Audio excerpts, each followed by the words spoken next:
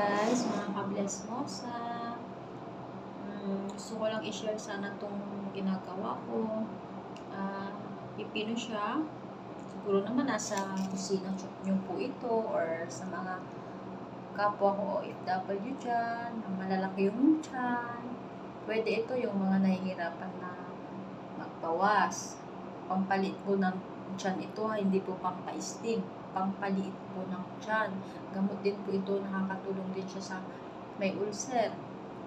Kaya kung may ulcer po ako, siguro naman kapag may ulcer ka, hindi ka pwedeng mag-diet.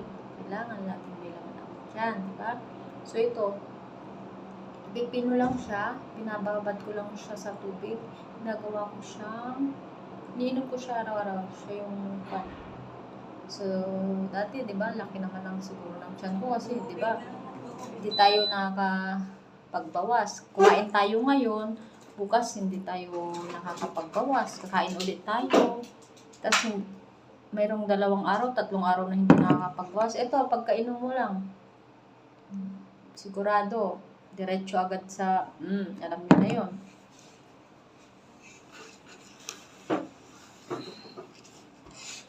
Gusto lang i-share.